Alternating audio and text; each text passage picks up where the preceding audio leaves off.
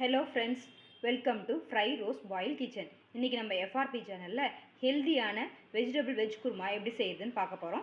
வாங்க அதுக்கு தேவையான பொருட்களை பார்க்கலாம். தாளிக்கு தேவையான எண்ணெய், மராட்டி மொக்கு, பட்டை, பிரிஞ்சி இலை, சோம்பு, ஸ்டார் அனைஸ், லவங்கம், கல்பாசி, மிளகாய் பொடி, கரம் மசாலா, உப்பு, மஞ்சள் பொடி, இஞ்சி பூண்டு பேஸ்ட்டு, வெங்காயம் 2 கட் பண்ணி வச்சுருக்கோம், பச்சை மிளகாய் 2 எடுத்து வச்சுருக்கோம், தக்காளி, நூக்கல், கேரட், உருளைக்கிழங்கு, பட்டாணி வேக வச்சு எடுத்து வச்சுருக்கோம்.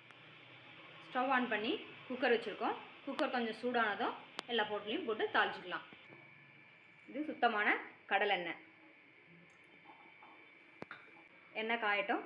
எண்ணெய் நல்லா காஞ்சதும் போட்டிங்கன்னா எல்லாமே நல்லா பொரியும். எண்ணெய் காஞ்சிருச்சு. இப்போ பட்டை, லவங்கம், சோம்பு, சானைஸ் எல்லாத்தையும் போட்டுடுறோம். இது பொரிஞ்சிருச்சு. இப்போ கட் பண்ணி வச்சுருக்க 2 வெங்காயம், பச்சை மிளகாவை ஆட் பண்ணிக்கிறோம். அது கூட கொஞ்சம் கல் உப்பையும் ஆட் பண்ணிக்கிறோம். வெங்காயம் சீக்கிரமாக வதங்கும்.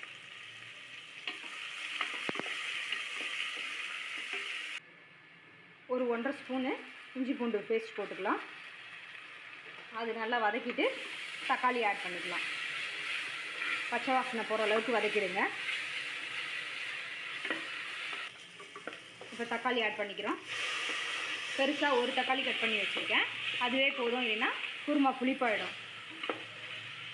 இது நல்லா வதங்கட்டும். வதங்கினதுக்கப்புறம் மசாலாலாம் ஆட் பண்ணிக்கலாம். நல்லா வதங்கிடுச்சு. இப்போ மஞ்சள் பொடி, கரம் மசாலா, உப்பு, மிளகா பொடி எல்லாத்தையும் ஆட் பண்ணிடுறோம். இப்போ இந்த நல்ல மசாலாலாம் வதங்கிடுச்சு.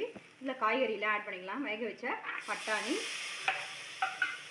நூக்கல் குருமாவுக்கு நல்லா டேஸ்ட் கொடுக்கும், அதனால தான். கேரட், உருளைக்கிழங்கு எல்லாத்தையும் போட்டுடுறோம். போட்டு இதையும் நல்லா இந்த மசாலாவோட மிக்ஸ் பண்ணிவிட்டு உப்பு கொஞ்சம் ஆட் பண்ணி இதை வேக வச்சிடலாம். காரம் சரியாக இருக்கான்னு செக் பண்ணிக்கோங்க. உங்களுக்கு தேவையான காரம் ஆட் பண்ணிக்கோங்க. பட்டாணி வேக வச்ச தண்ணி 1 கப் இருக்குது, அதையும் ஆட் பண்ணிக்கிறேன். அது கூட உங்களுக்கு தேவையான அளவு தண்ணி ஆட் பண்ணிக்கோங்க. நான் 1 டம்ளர் தண்ணி ஆட் பண்ணுறேன். இப்போ இது எல்லாத்தையும் ஒன்றா மிக்ஸ் பண்ணி விசில் போட்டு வேக வச்சிடலாம். 2 விசில் வந்தால் போதும், எல்லா காயும் நல்லா வெந்துடும். இப்போ இந்த குக்கரை மூடி போட்டு 2 விசில் வச்சிடலாம். தேங்காய், கொஞ்சம் சோம்பு, 4 முந்திரி போட்டு இந்த தேங்காவை அரைச்சி நம்ம குருமாவில் ஊற்றிடலாம். தண்ணி ஊற்றி நல்லா ஃபைன் பேஸ்ட்டாக அரைச்சி எடுத்துக்கோங்க. இப்போ குக்கரில் 2 விசில் காயெல்லாம் வெந்துருச்சு. இப்போ இதை ஓப்பன் பண்ணி சிம்மில் வச்சு கொதிக்க விட்ருக்கேன். இப்போ இதில் தேங்காயை ஊற்றிடலாம்.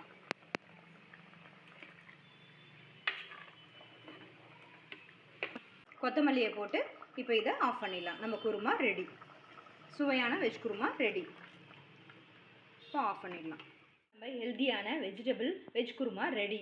நீங்களும் ட்ரை பண்ணி பாருங்கள். எப்படி இருக்குன்னு கமெண்ட்டில் சொல்லுங்கள். வீடியோ பிடிச்சிருந்தா லைக் பண்ணுங்கள், ஷேர் பண்ணுங்கள். மறக்காமல் நம்ம சேனலை சப்ஸ்கிரைப் பண்ணுங்கள். அப்படியே அந்த பெல் ஐக்கானையும் தட்டி விட்டுருங்க. தேங்க்யூ.